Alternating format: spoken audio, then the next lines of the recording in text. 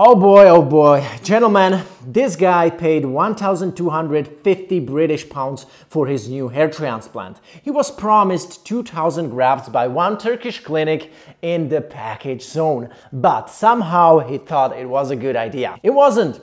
He not only did not get 2,000 grafts, his donor is showing signs of 2,500 extractions, while on his recipient area you can spot roughly 1,600. It's a mess, but I'm going to review his hair transplant step by step to let you know what and why things went wrong here. Let's start. This video has been brought to you by GoFiber. Enter your pictures and win a 1-year supply of GoFiber. It's easy to enter. Order a free sample, take a clear before and after pictures and send them to selfie@gofiber.com. In order for you to avoid what happened to this young gentleman, I'm gonna share my step-by-step review of his hair transplant, and I hope you can learn from it a lot, okay? So step number 1 of his hair transplant is the hair transplant planning. He was quoted 2,000 grafts, which is actually not that off. Okay, in fact, if you are a Norwood 3 like him, 2,000 grafts are actually appropriate. But let's come to the step number 2, follicular unit extraction. By looking at his donor, I can tell you it's not 2,000, but more. I mean, in the bad way, of course, because if you get a hair transplant report where it says 2,000 grafts have been extracted and on your donor you can see like 2,500 holes, that's a bad sign. That's already a good scam because they promised you to extract 2,000 grafts, but they needed 2,500 attempts to do it, which is very unprofessional and amateur.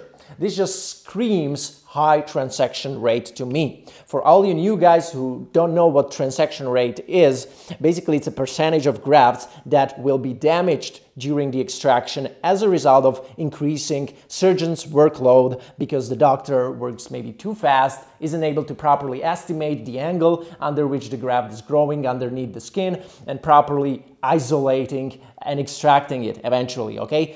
Good or healthy transaction rate should be like normally less than 5%, ideally around 2%. If the surgeon is not experienced, it can be as high as 8% and even more. The transaction rate may be amplified, of course, by patient's hair characteristics, like if the patient is of African descent, African Americans who have curly hair, you know. So this is something that can also play a role in the high transaction rate. Now, this patient, of course, was a Caucasian. He had a straight, fine hair, so there is really no reason for having such high transaction rate, okay? Clearly, the doctors or technicians operating on him were very unexperienced, okay? Now, let's come to the step number 3, which is gonna be incisions or opening the channels or recipient slits making. It has many names. Clearly, the recipient sides haven't been made dense enough. And you can pretty much see it with your bare eye, like easily, based on how far these grafts are spaced out from each other. The patient said that he actually counted the grafts on this photo and came up with like 1,600 grafts, as mentioned in his video review. I'm gonna actually link his video review in the description below so you can check out his whole opinion that he posted on YouTube as well, okay? And I believe him the way he counted that, because it's really not that hard to count these grafts on his recipient area on this photo, especially if these grafts are spaced out from each other like this, okay? And I'm sure you can spot another issue with his hair transplant.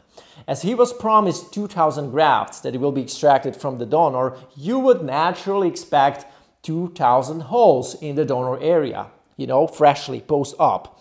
He also counted that, and he said that he came up with the number which was like 2,500 or even higher. So he was promised 2,000 grafts, 2,500 extractions have been attempted, and 1,600 grafts have been spot on the recipient area. So where the hell are the 900 grafts? Can you get a refund for them? Can you sue the clinic?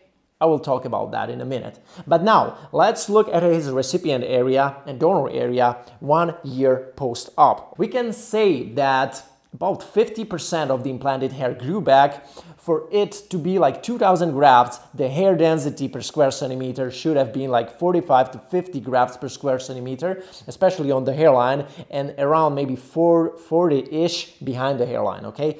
Some of the areas on the hairline look literally like 20 grafts per square centimeter, some areas unfortunately even less than that, okay? The areas between his transplanted hairline and previous hairline look very thin as well. Despite the lagging density, his result is not the end of the world, okay? I have seen much worse cases than this. This can be easily repaired by adding more density to the front, you know, have some single hairs implanted ahead of the hairline to refine it a little bit, okay? Maybe some of the grafts from the left and right corners also will have to be removed, but that's it. That's not what's concerning, however. Concerning is the donor. Of course, if you have an exceptional donor and get 2,500 grafts extracted via FUE, you won't see your donor suffering as much. But if you are an average candidate, then it will look more obvious. He's 26. He will lose more hair. He has set his hairline pretty low. His donor won't be able to keep up with the future loss, most likely. Can you sue such clinic for malpractice? Not really, because it's not a public hospital. They're not even based in your country, as it is the case here. He's from UK, the clinic is in Turkey, and they actually blamed him for not following the post-op instructions properly, and that's why he got his bad result. Pretty outrageous, okay? Eventually, he was able to get a refund of like 400 pounds, which can't be even like compared with the long-term damage done to his donor area, okay? Guys, if you want to know more about his case, of course, you can check out his video review. I'm gonna link it in the description below. It feels very natural to blame the hair transplant clinic, blame the hair transplant doctor for not doing the job right as they were supposed to. But hey, what did you expect if you're paying $1 grand for a cosmetic procedure which requires like high skill and years of experience in this industry?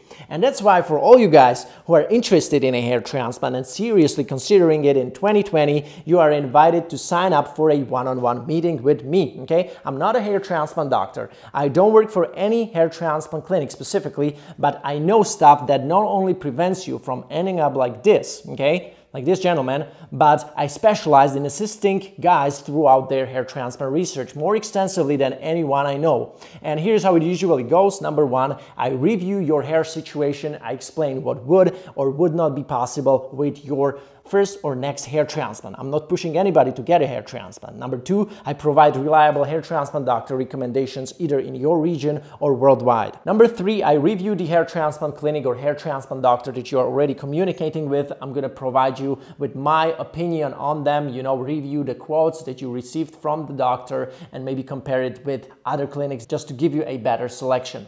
Number four, I provide you with further assistance after our consultation is over per email or WhatsApp, just to make sure that you are on the right track, okay? Guys, that was it for this video. I hope you liked it. Make sure you like and comment, subscribe to my channel, Matt Dominance, which is hair loss and hair transplant related. And I will see you in the next video. Take care. Definitely recommend Matt's consultation.